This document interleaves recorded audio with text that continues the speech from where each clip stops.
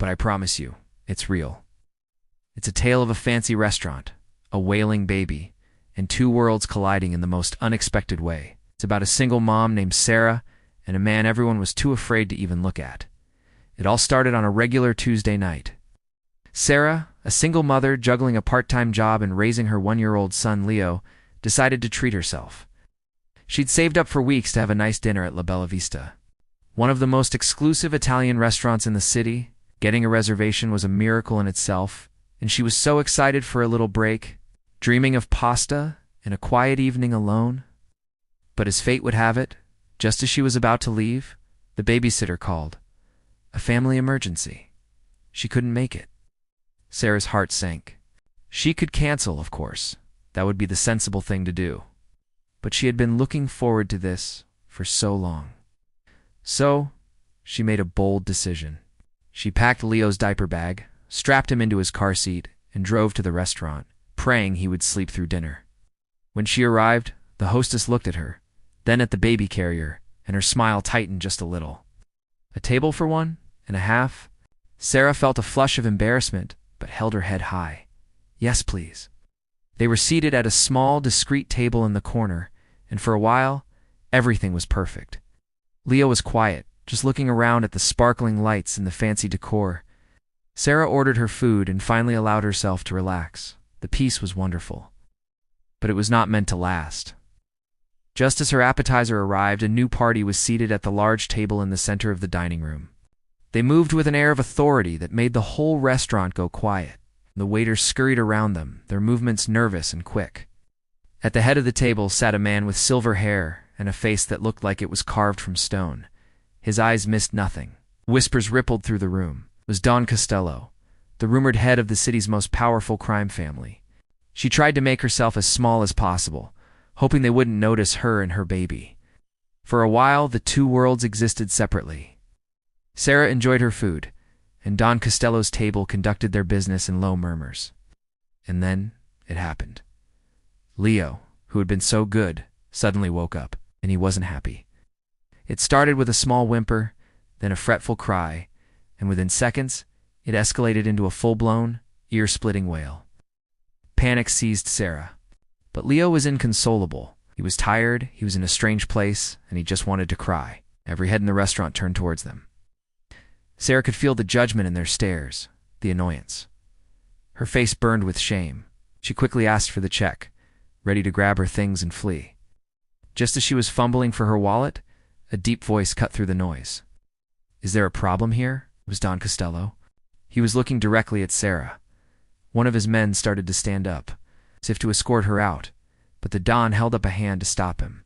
Sarah's blood ran cold. "I'm so sorry, sir," she stammered, her voice trembling. "He's usually so good. I'm leaving right now." Don Costello didn't say anything. He just watched her, his expression unreadable. Then something incredible happened. He looked just as intimidating as the others, but there was a flicker of something different in his eyes. He was holding a baby carrier of his own. And inside it, a baby, just a little older than Leo, was starting to get fussy, disturbed by the commotion. This man, who Sarah later learned was the Don's youngest son, Marco, was a new father himself. While everyone else was staring at Sarah with annoyance, Marco was seeing a fellow parent in distress. Don Costello noticed his son's reaction. He looked from his own grandchild, now beginning to stir and cry, to Sarah's screaming baby. His stony expression softened, just for a second. The legendary mob boss, the man who could make the city tremble, was also a grandfather. He gestured for Sarah to come closer. Her heart was pounding so hard she thought it would burst. She expected to be thrown out, or worse. "Give me the boy," Don Costello said, his voice a low rumble. Sarah froze. Give her son to this man. It was the craziest thing she'd ever heard. But there was something in his eyes, not a threat, but a strange sort of command that you just didn't refuse. With trembling hands, she passed Leo over. The Don took him with a surprising gentleness. It was an old, melancholic Italian folk song.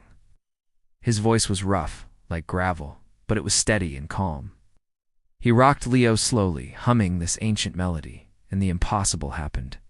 Leo stopped crying. He blinked his big, teary eyes, hiccuped once, and then leaned his little head against the Don's expensive suit jacket. He was completely mesmerized. The entire restaurant was dead silent, watching this surreal scene unfold. The feared Mafia Boss, holding a stranger's baby, humming a lullaby. Don Costello held Leo for a good 5 minutes, until the baby was completely calm, his eyes starting to droop. He then handed him carefully back to Sarah. "I was just tired," the Don said simply. Then he turned to the waiter. "Bring the lady whatever she wants, and a bottle of your best wine. Oh, yeah. Put it all on my bill." He then turned his attention back to his men, as if nothing had happened. Now where were we? Sarah stood there, completely stunned.